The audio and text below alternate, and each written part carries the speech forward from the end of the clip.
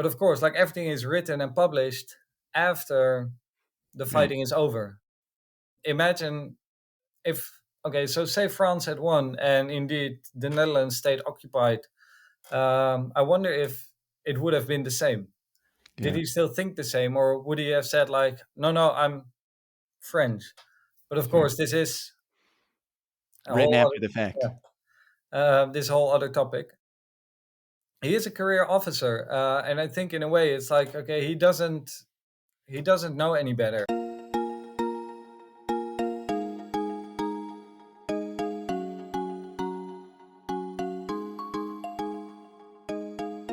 Hi, everyone. This is AJ Woodhams, host of the War Books podcast, where I interview today's best authors writing about war-related topics.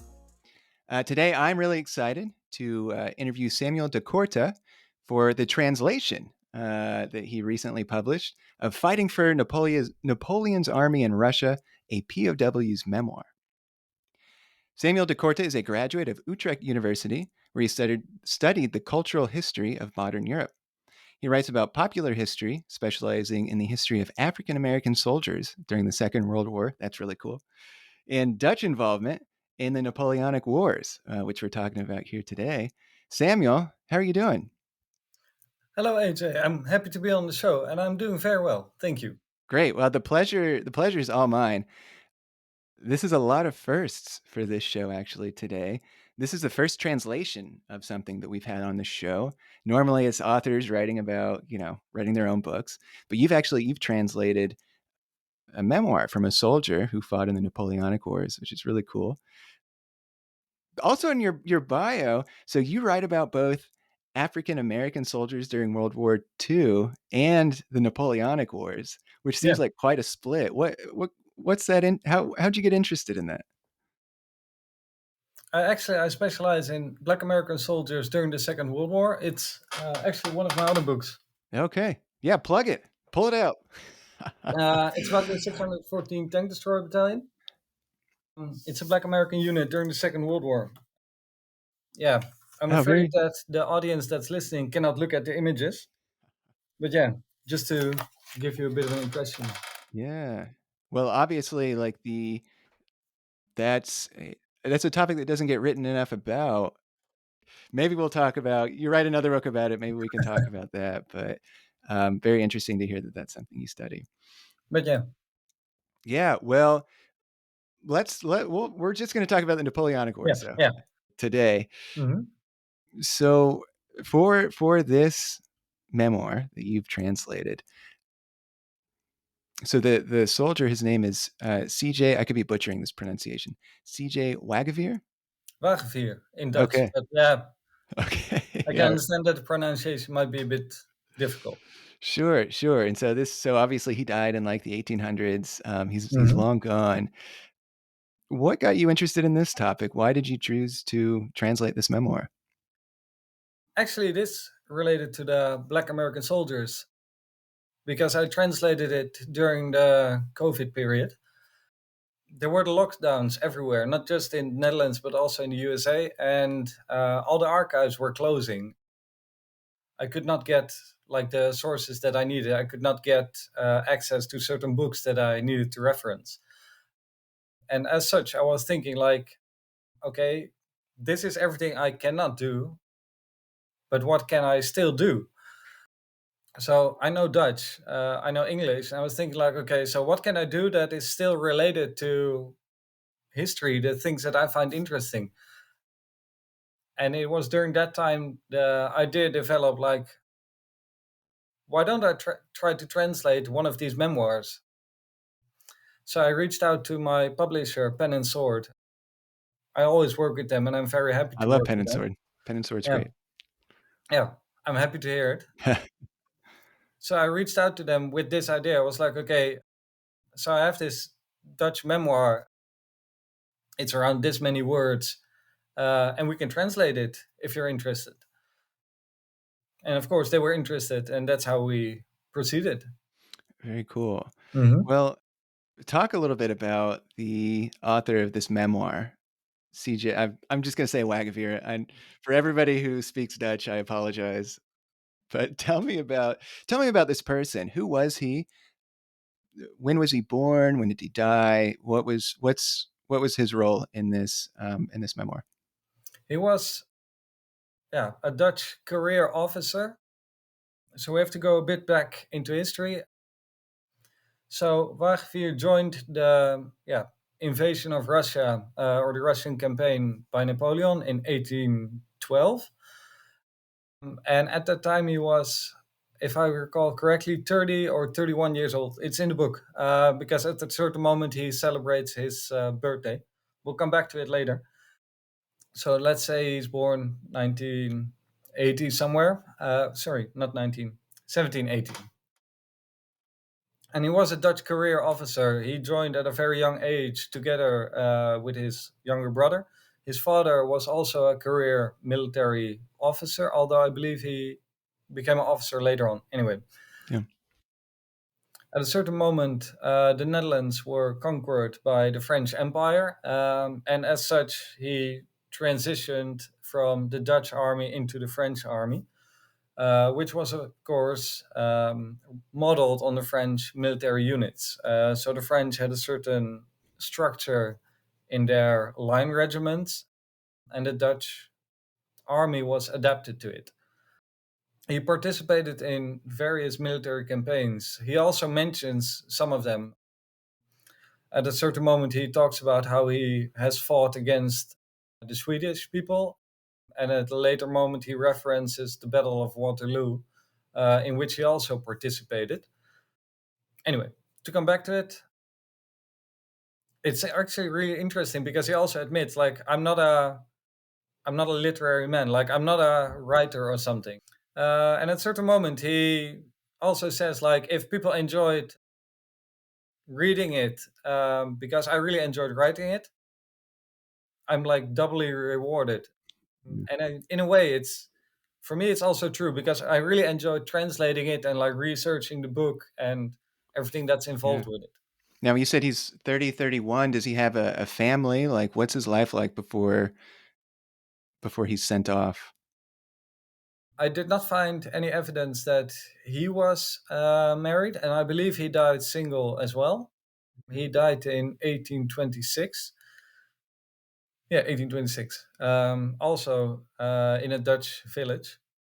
But he had two sisters, and they, of course, they were married and they had children. He also mentions his reunion with them in the book. His younger brother was married, although I do not know if they had children.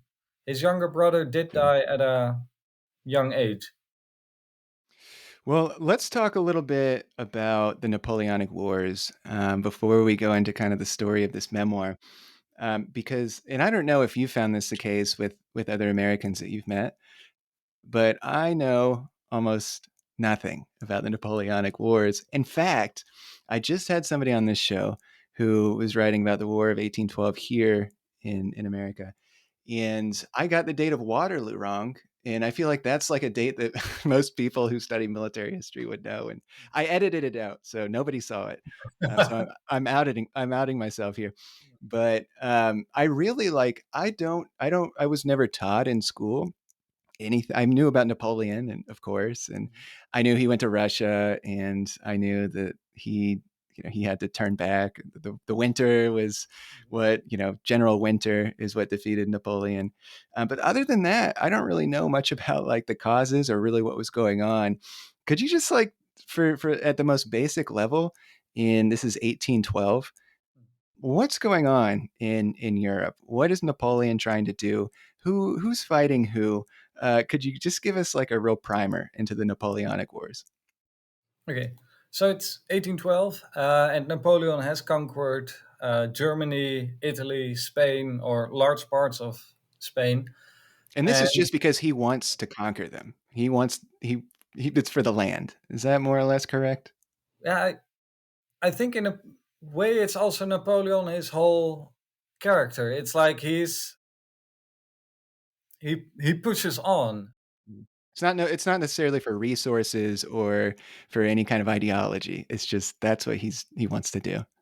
In a way, I think it could be a certain ideology. I mean, it could also be a way of like eliminating threats. I mean, of course, like he did not conquer Britain. Russia was still a potential threat. So it could be a way of like I need to conquer everyone because then no one can attack me.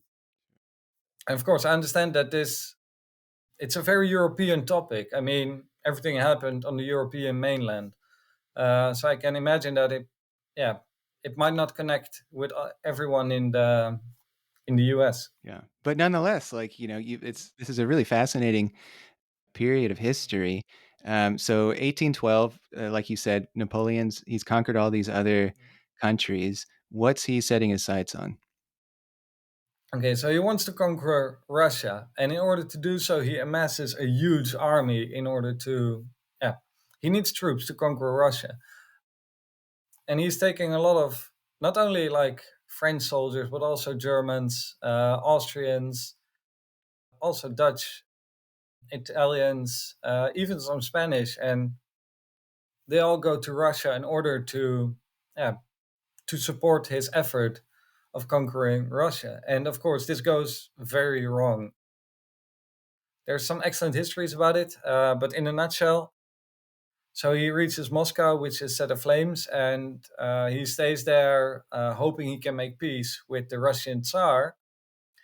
But it doesn't work out, and he has to retreat. But because he waited, hoping for peace, he again lost valuable time that he could have used in retreating. Yeah, and I think one thing I also do know is maybe this isn't common knowledge, but didn't Napoleon leave all his soldiers in Russia and return to France? Wasn't that part of what he did? And he returned saying like the emperor can't be harmed, I don't. I think it's like maybe one of those Napoleon type. Could be a myth, but I think that's something I've heard about that period of time. It is indeed in the retreat that I'm not sure what the name of the village was, but they are retreating, and at a certain moment, Napoleon needs to go back because there was a uprising in France. So he needs to be there in order to, yeah, to show the people like, hey, I'm still there. I'm still the emperor. It's also what he wrote in one of his messages that went back to France. It's like, okay, the emperor is healthy or the emperor is doing well. That's what it Yeah, was. Like yeah, he got back and like his army is like abandoned, yeah, and he's like, "Don't worry, like the emperor is safe." yeah. And that was like something that I remember reading that's emblematic of his personality. Mhm. Well, let's focus in a little bit on Wagevier and his journey towards Russia. So what? So talk about like so he starts out in the Netherlands. Mhm. I'm curious, like what is his? Is he just decide? Is he participating because this is his job, or does he have? Is it a patriotic duty that makes him join this journey? Like, what are his motivations at this point in his life? Okay, this could actually be. It's a very good question because to a certain extent, you can indeed discuss like how nationalistic is Wagevier. Because so he published his book in 1820, which is after the Dutch king came back, and the king also gave him his job because after the Napoleonic Wars, he returned as prisoner of war. He did not have a job, and he again enlisted in the army because yeah, he had nothing else to do. And during so to come back to it, when they were marching there, at certain moments he comments on the French people or he comments on the French emperor. But of course, like everything is written and published after the Right. fighting is over. Imagine if, okay, so say France had won and indeed the Netherlands stayed occupied. I wonder if it would have been the same. Did Yeah. he still think the same, or would he have said like, "No, no, I'm French"?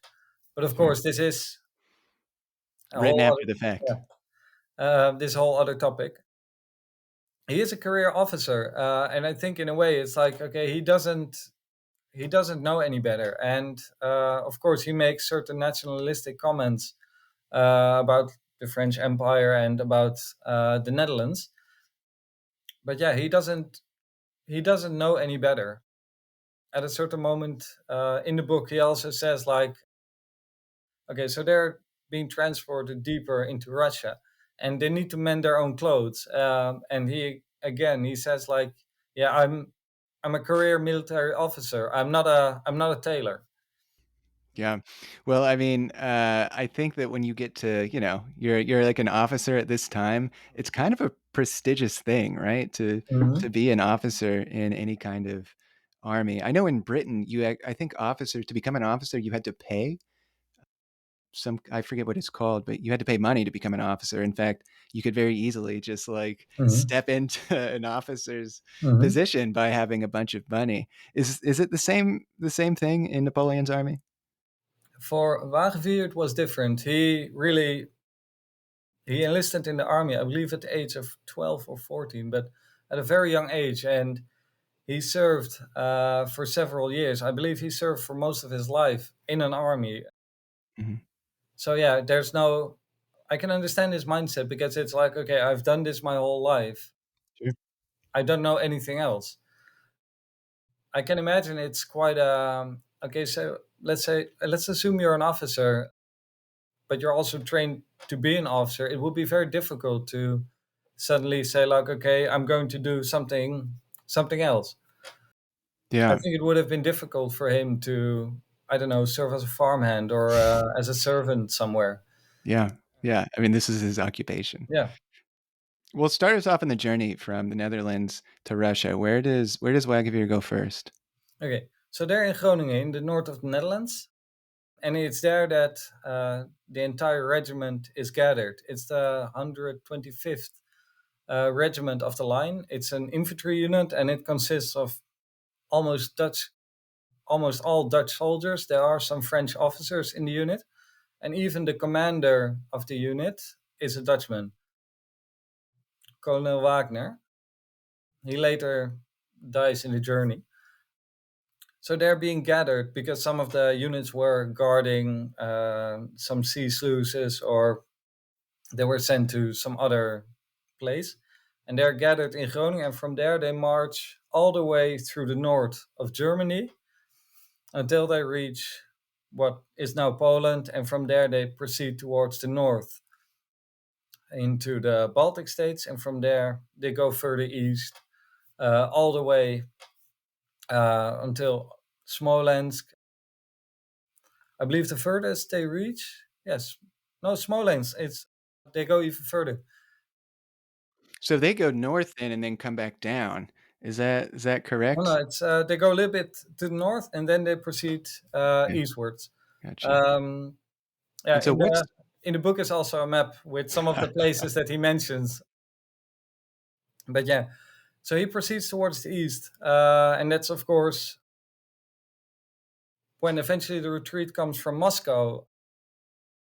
They're joining in the retreat, and because they were quite late to arrive, I believe that at the time that the French army was crossing the Russian border, they were still in the Netherlands, so they were a couple months behind all the others.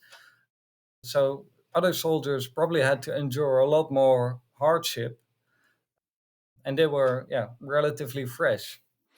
in the land that they're passing through, so through Germany, this is all land that has been conquered by Napoleon already. What's what's like the landscape like passing through? I mean, are these like burned down towns that they're marching through? Are the people there pretty supportive of Napoleon's army just pushing through? What's that journey look like? It's actually really interesting because most of German people seem supportive, and that can either be like opportunistic reasons, or it might be because they got paid or they could earn a certain amount of money for it. Imagine, I don't know, let's say you're a wine trader. I mean, I can assume that what's it's more important for you to have stable income rather than deciding like, oh no, I don't sell to French soldiers, or I don't sell to certain people. Actually, the funny thing is that during his march through the north of Germany, at a certain moment he is in the house of a German, and he has an argument with this man because so at first this man does is not friendly to him because he assumes he is a French officer, and later he discovers he's actually a Dutchman, and then he becomes even more unfriendly. And at a certain moment, he says that he would rather have 10 Frenchmen in his house than a single Dutchman. I remember reading that, and I was like, "Oh, I didn't realize the Dutch were disliked Yeah. at this particular place." Yeah. Well, what's like the first time that Wagevier sees action? There are certain battles that are being waged as they go deeper into Russia. At a certain moment, they're a bit to the south, and it's there that they're preparing for a potential attack, but it doesn't happen. I'd say it's a bit difficult because there are small skirmishes are happening. So it could be like a patrol that is being sent out that needs to take by force supplies from villagers. And of course, like in some of these engagements, the villagers resisted. It's also again in the book. And not in all cases these patrols were successful. Some patrols vanished or were defeated. So it could be that he participated in one of these patrols, and because he doesn't mention it in detail. On the other I hand, yeah. Well, I actually found those parts very interesting because he speaks about how awful war is. So he sees villages getting like burned, and he sees death. I think at one point he's like, the smell of death is just like everywhere in these villages, and he sees a lot of violence. Mhm. You talk a little bit about like, why is this violence taking place? It's indeed, he often encounters it, and he also mentions how, okay, so if the rulers experience this themselves, there would never be war. So if they were the ones that had I to, highlighted yeah, that line, yes. actually. Mm, I thought that was a very powerful line. mm. And it's a way that, yeah, what I'm thinking about is at the end of the book, there's an appendix, and it contains some of the letters that his commanding officer, Wagner, wrote home. And in it, for instance, he mentions there's no shortage of food, or that he read somewhere or he heard somewhere that people are complaining. Sorry, people are complaining about a lack of pay or whatever. And he mentions like I'm suffering from nothing. And yeah, I think it's the same with what the emperors are experiencing. Like for them, it's not the same. I mean, they are in their palaces or they're comfortable, or yeah, they will not suffer hunger or And danger. so this type of raiding, this is part of Napoleon's army's strategy of kind of living off the land. Is that correct? Yeah, it was very common at that time because the idea was that if you're in the country of the enemy, everything that you take, like they cannot use. So if you take all of their foodstuffs and you need to retreat, there's no food for them to take.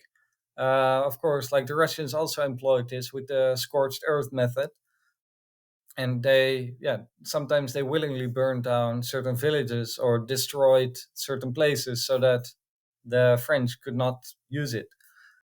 One of the places where it happened is Smolensk. It's the citadel where they're approaching, and Wagevier stays there for a couple of nights, and it's also burned down. And because it's burned down, like it offers no shelter for the troops. Like, okay, it's raining, it's snowing, and you want to get out of the weather, but yeah, it's not possible because everything is burned down.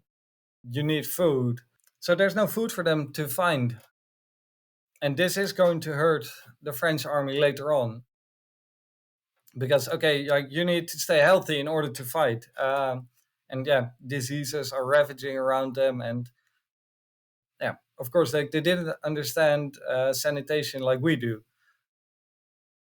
Like for us, it's okay, you need to wash your hands before dinner, and yeah, Yeah, for well, them this was a lot different. what's soldiering like at this point before they meet the Russians? Like, is it marching every day? Is it kind of holding Mhm. still until you're given orders to proceed forward? Like, what's a soldier doing on a daily basis at this point? Or maybe it's raiding villages every I don't like what's soldiering at this moment? Okay, so for most of the journey until they are in Russia, it's indeed like every day just marching, going forward, and on certain moments they have a day of rest. And like he mentions them specifically because they were so different from the others. So they're marching every day, and I believe it's around 40 kilometers. I'm guessing that's around 30 miles, top of my head.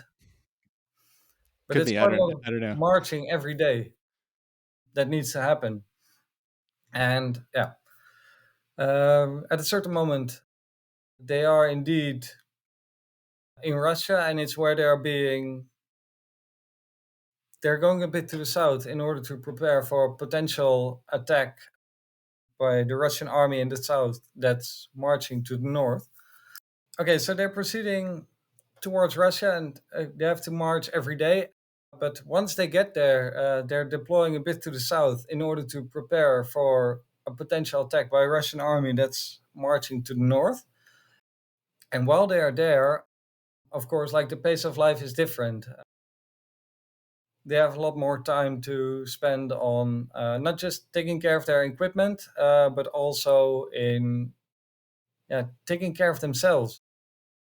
At a certain moment, Wagevier comments on how he walked up a mountain and enjoyed the view there, which is, of course, like a very different situation. So imagine like you're in an army, you're in a war, and it's like, okay, we need to prepare for an attack. And it's also like, okay, we have enough time. Like, I'm going to walk up this mountain and I'm going to enjoy the view.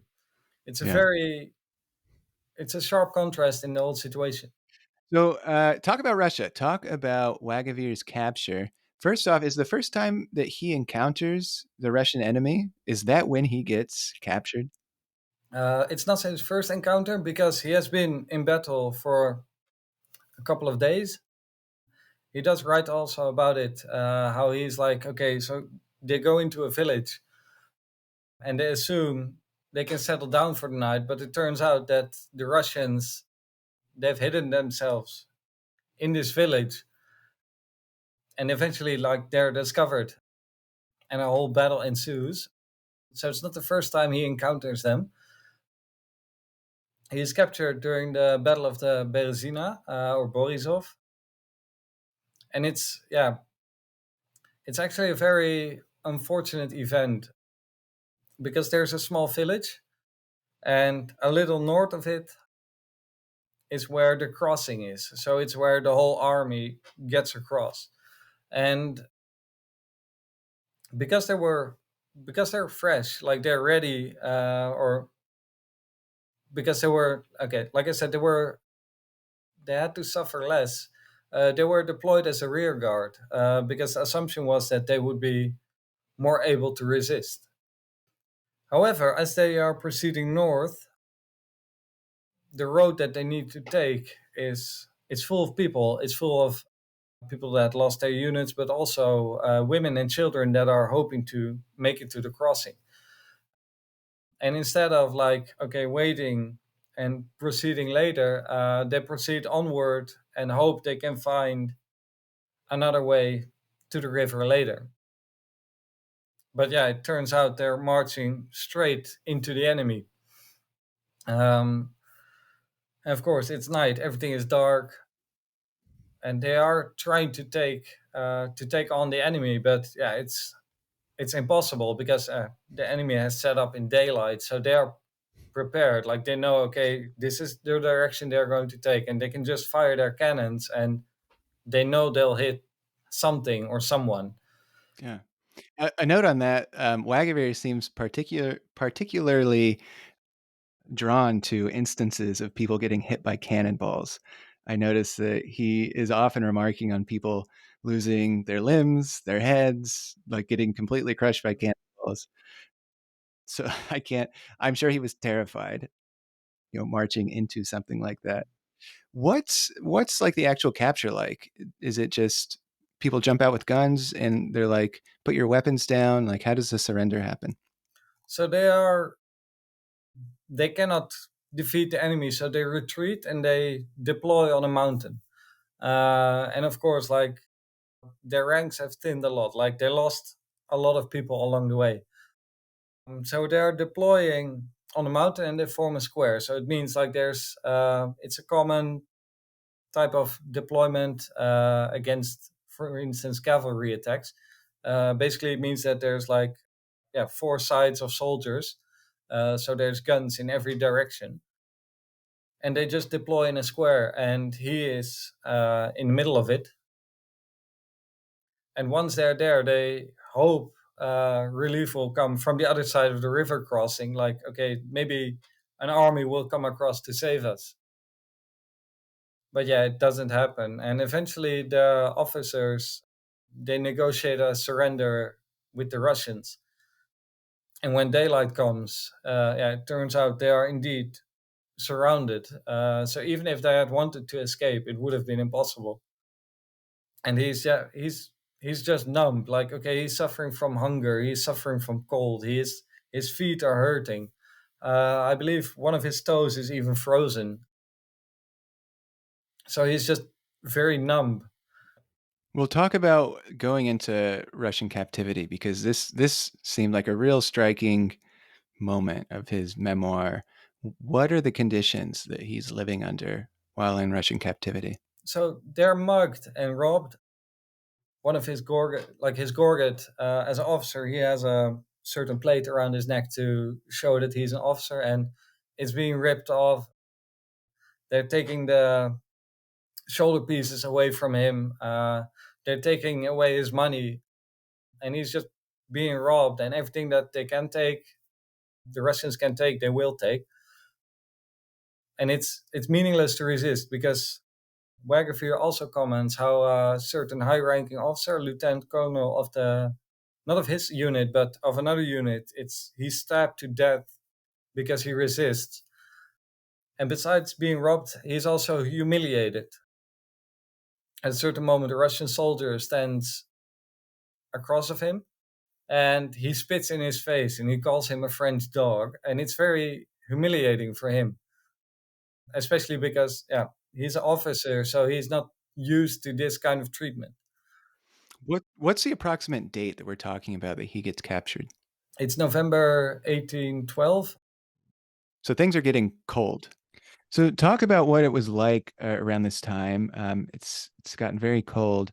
What is it like to be in captivity under the Russian army? Okay, so it's 27 November and it's like minus 30 something. It's very cold. And yeah, they're all very hungry. They have not eaten a lot for several days. And they're being marched away from the French army. Of course, this is a logical decision because the further they are away from the other French soldiers, the less likely the odds are they can be liberated or they can be freed. So they're being marched away, but all of these soldiers are very hungry. Um, and this is, of course, like one of the things that he often writes about. It's like, okay, we need to get food, like we need to find food or we need something to eat. Um, and yeah, he doesn't have a lot to eat. Like his right after they're taken prisoner, that like almost all of the soldiers, all of the officers and the soldiers are separated. And the officers are all put into a house, and that's where they are stayed. They stayed for several, I believe, for a day or something. Um, but of course, like they don't receive a lot of food. Like they find a horse outside and they butcher it, but because it's divided among so many people, it's not a lot of meat for everyone. Yeah, and he talks Um, about just seeing people dying all mhm. around him, Yeah. and just the terrible conditions of people Mhm. freezing to death. There's one anecdote in particular that he shared about helping somebody take their boot off, and Yeah. the guy's toes came off with the boot, and like he couldn't do it anymore. Like Mhm. he couldn't help him take the other shoe off. and conditions were that bad. Do we know like how many, in terms of POWs, how many people perished under Russian captivity at this time? Do we know that number? I'm afraid I don't know it. What I do know is that not a lot of his unit returned to the Netherlands. At a certain moment, he mentions like almost a whole list, like, okay, so this officer died, and this officer died, and this officer died, and yeah, most of them did die indeed, very quick in their captivity, because okay, they're taken prisoner, and um, of course, like there's diseases, they need food, and at that time, like people were not as advanced as we are. So they did not know, like, hey, I need to like wash my hands before eating dinner, or like, okay, so if I need to go to the toilet, I should get rid of it instead of just leaving it Right. out there. Um, And so yeah, how long does Wagevier stay in captivity? he returns in 1814 to the Netherlands. I believe it's almost 1.5 year that he spends in captivity. So when he gets back, like how is life different for him? It was very different because okay, not only like was the Netherlands no longer occupied by the French, and Dutch king had returned, but also there were quite a few personal changes. Um, so he returns as a POW, and it's a bit like he's left to fend for himself at first. Eventually, he is accepted back into the army, but he receives half pay, so it's like 50% salary. So what part of this story did you find particularly interesting or new in this field? I was actually very surprised by all the horrific conditions they had to endure, which were, yeah, it was a terrible campaign. Like a lot of things many things went wrong, and even in these horrible conditions, so everyone is hungry, everyone is cold, and people are still engaging in combat, and that's what I actually find. It's such a mind-boggling situation. Imagine it's like, okay, it's -30. Both of us are hungry, and we're still fighting with each other. We're still engaging each other simply because, okay, the emperor over there and the emperor over there decided we should fight with each other. Um, Does and Wagener that's have any actually, thoughts about like what are his thoughts on having been put through 2 years of his life in service of Napoleon? uh, What are his thoughts on that? um, he does have certain thoughts on it because at some moment he mentions how all of his all of his possessions, everything, he's lost everything when he was taken prisoner. Um, So, and it's not only him, but like many others as well. It's in the beginning of the book, he says that these soldiers have to put their blood and their wealth at risk for the whims of the French emperor. Um, so yeah, he's not like he's lost everything. And I think in a way, it is also a very traumatic event. Of course, like war is it's never fun, but um, he was taken prisoner and he was humiliated on several occasions. He's been spat upon, he's been humiliated, not just by commoners as well, but at a certain moment he meets with a Russian prince in Moscow, and this prince also mocks him. And of course, like he's a Dutchman, he's not a Frenchman. So when he comes there, he's there like, hey, I'm a Dutchman, but for the prince, he is not a Dutchman. He is a French soldier that is coming to complain about something. Um, and of course, like this prince sends him away, and they're being picked up by the guard and escorted out of the city. And as they're driving away, like people throw manure and other things at them, which is again very So not a warm humiliating. welcome that Yeah, POWs no, received. no. Right. Um, So I think in a way it's also a very traumatic event that he needed to process. Uh, and I can imagine that the writing can be a way of like processing what happened. Yeah. Well, my last question here is first, Samuel, it's been a great interview. I've loved your answers to my questions, and this is Mm. such an interesting story. What are you hoping that readers take away from reading this memoir? What lessons do you think we have to learn from C.J. Wagevier's life? Yeah, it's a very good question, and I'm thinking, and the first thing that comes to mind is don't lose hope. And that's what he also says several times. Of course, like he was a very religious person. He mentioned several times, like you should have faith in God.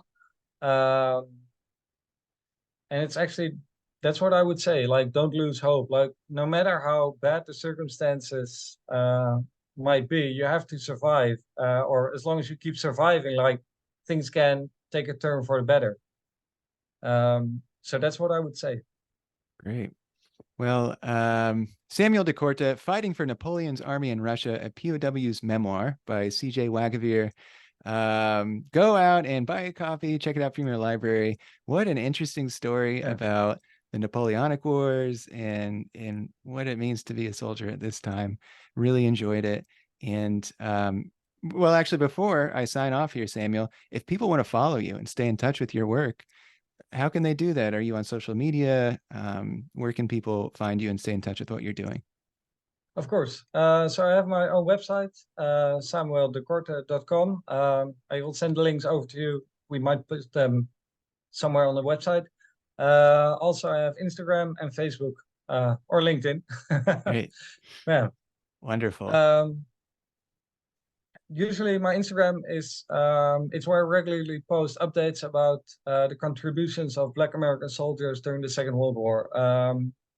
Yeah, I'm a little bit off topic, but like recently we found a picture of a Black American soldier that we did not know this picture existed. It's in an archive, and by chance we stumbled upon it. Um, and like the story of this soldier is a little bit known. It's Mac B. Anderson was a Black American soldier in an engineering unit. In 1942, the airfield he was at was attacked. It was in India. It was attacked by Japanese fighters, um, and he fired upon them with his 30 cal machine gun. Um, and we found a picture of him, and we like I put this picture out there, and I hope people will see it because it adds a face to a story. It's like, okay, like this story, some people know it, some people don't, but it's this story is recorded, and now there's like a face Yeah. attached to it. Well, Uh, for yeah, everyone listening out there, go yeah, check out Samuel's yeah. Instagram. What is, I'm guessing it's at Samuel de Korte. Is that your handle? I believe it's Samuel.decorte, Okay. but I'll send it over. Yeah, Well, we've got a nice teaser for the audience here. yeah. Samuel, thank you so much for your time today. Thank you for your thoughtful answers to my questions. Like I said, what an interesting story that you've helped put out there. And thank you.